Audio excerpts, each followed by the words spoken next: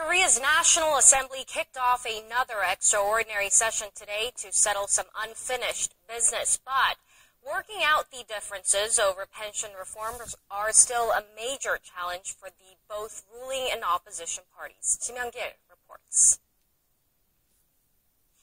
The two rival parties agreed to continue holding talks on the civil servants' pension bill, but they're still far apart on reforms to the much larger National Pension Service. The ruling's Henry Party said lawmakers can't increase public pension payouts without extensive public consultation.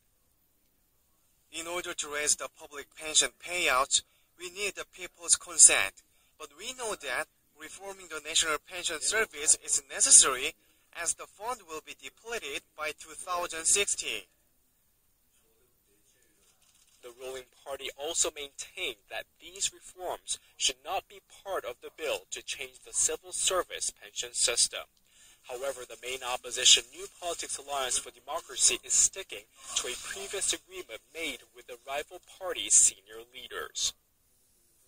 We will not give up raising the income replacement rate of the national pension to 50% in order to enhance pensioner income security. After facing criticism from the presidential office of 청와대, the ruling party backed away from the original agreement to increase the national pension payouts by 10% and attach those reforms to the civil service reform bill. 청와대 has reiterated that the NPAD's national pension proposal would increase tax burdens on working subscribers and would require more than $1 trillion in taxes over the next 65 years. The NPAD slammed 청와대 for meddling in parliamentary affairs and held the ruling party accountable for failing to pass the combined pension reform bill in the previous session. The two parties will hold a plenary voting session on Tuesday to approve urgent economy-related bills that were not passed in April. Kim Young-gil, Arirang News.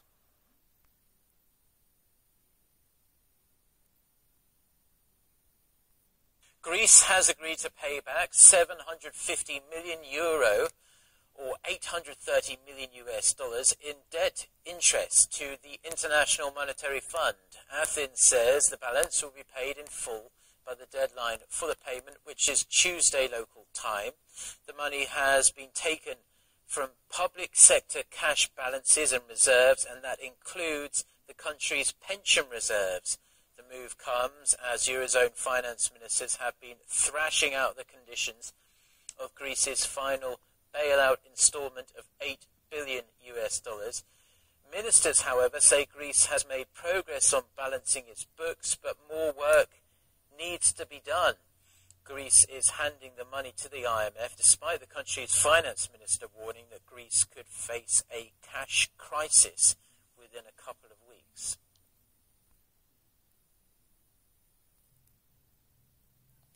And we start with the suspicions and tensions that continue to mount over North Korea's recent experimental firing of a submarine-launched ballistic missile.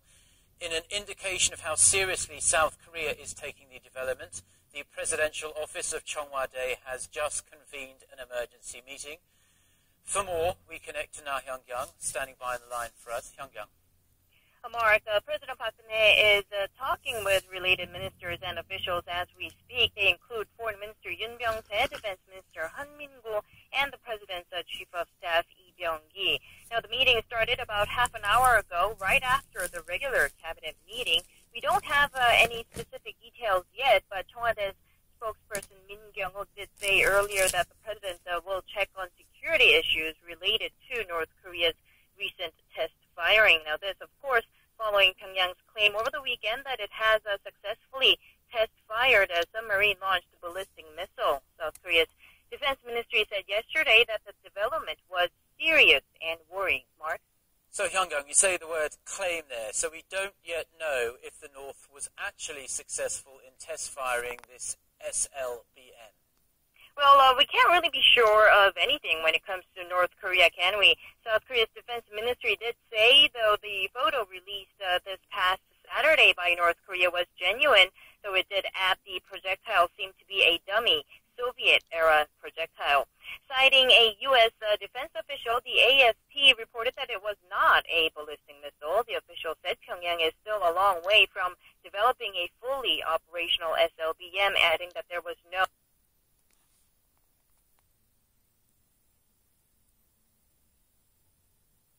Welcome to the newscast. I'm Daniel Che. Let's start with the headlines. President Park Geun-hye held a rare meeting of top security officials Tuesday to discuss North Korea's recent testing of a submarine-launched ballistic missile. During the meeting, the president reportedly called for a stern response to North Korea if provoked. Korea's two main rival parties passed a series of economy-related bills this afternoon and adopted a resolution denouncing Japan's efforts to distort history.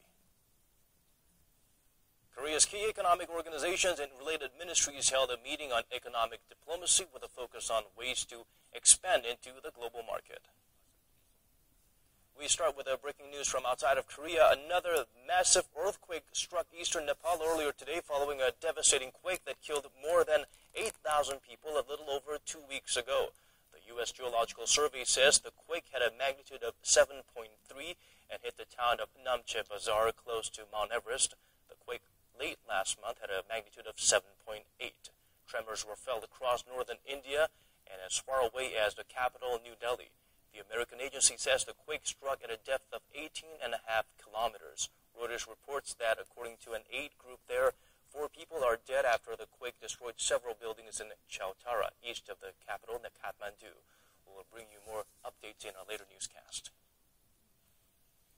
Tensions continue to mount over North Korea's recent experimental firing of a submarine-launched ballistic missile. In an indication of how seriously South Korea is taking the development, the Presidential Office of Cheongwade convened an emergency meeting today. Our Na Young-kyung has more. North Korea test firing a submarine-launched ballistic missile poses a serious challenge to East Asia's stability. Those are the words of President Park Geun-hye at an emergency meeting on Tuesday with members of her cabinet, including Defense Minister Han Min-gu. Presidential Office spokesperson Min Kyung-wook noted after the meeting that the president had ordered the military to be ready at all times and strike back in the event of an attack from the north. President Park also asked the related ministers to develop countermeasures, saying, with a little improvement, South Korea's missile defense systems, namely Kill Chain and the Korea Air Missile Defense System, both currently in development, will be able to protect the country. The South Korean military, in the meantime, is planning on expanding its anti-submarine warfare capability. An unnamed government official said Tuesday that the military will focus on improving its underwater listening posts, which help detect and track submarines, and enhance its sonar technology. The official also said it plans to modernize Navy destroyers' detection equipment to low-frequency, high-power sonar systems. Responding to calls for Seoul to work more closely with the U.S. and Japan, the official noted that the threat posed by the North's SLBM test launch will be tackled at a three-way meeting between the defense chiefs of South Korea, the U.S., and Japan at an annual defense dialogue in Singapore later this month. Na Hyun-kyung, Arirang News. The National Assembly passed 3 economy-related bills on Tuesday and adopted 2 resolutions involving Japan, one denouncing the Prime Minister and another condemning Tokyo for its attempts to win UNESCO recognition for wartime facilities. For more, we turn to our Kim Young-gil. Lawmakers passed 3 economy-related bills at the National Assembly on Tuesday afternoon. The biggest issue on the table was a bill to revise the tax code, which drew a strong backlash from taxpayers when it was adopted last. Lawmakers passed 3 economy-related bills at the National Assembly on Tuesday afternoon. The biggest issue on the table was a bill to revise the tax code, which drew a strong backlash from taxpayers when it was adopted last year, because many workers had to pay more in tax instead of getting refunds. The law revision will give salaried workers a larger tax refund than they would have gotten with the current law. It is expected to benefit more than 6 million workers, and companies will file for the refund for their workers and include it in their salaries for May. The total amount to be refunded is expected to be more than $400 million. One of the other two bills passed Tuesday allows local governments to issue bonds to finance free childcare programs. The other bill seeks to protect commercial building tenants. Lawmakers will vote on another 60 livelihood bills at another session at the end of the month. Lawmakers also adopted 2 resolutions denouncing Japan. The first condemns Japan for trying to list coal mines, shipyards, and other industrial facilities as UNESCO World Heritage Sites. The list of facilities includes 7 sites where Koreans were forced into labor during World War II. The second resolution denounces Japanese Prime Minister Shinzo Abe for failing to issue an apology for Japan's wartime sex slavery program during his address to the U.S. Congress last month. Abe made no direct mention in the speech of Japan's sexual enslavement of Korean, Chinese, and other Asian women, foregoing a chance to resolve a long-standing historical issue with Japan's neighbors. 김영길, 아리랑 뉴스. And speaking for the first time since the National Assembly failed to pass a bill to reform Korea's public employee pension system, President Park Geun-hye said it is the most urgent task at hand, adding the bill should get the green light during this month's assembly session. Our Choi Yu-sun reports. At Tuesday's cabinet meeting, President Park called on the country's main rival parties to approve a proposal to reform the public employee pension system to avoid leaving future generations with a pile of debt. She compared the deficit-ridden system to a time bomb that will eventually explode and wreak havoc on taxpayers if the reforms are not carried out, which will increase the financial burden on the public. 우리나라 미래는 어떻게 될 거며 또 우리 재정은 어떨 건가 이런 거에 대해서 심각하게 생각을 해야 한다고 봅니다.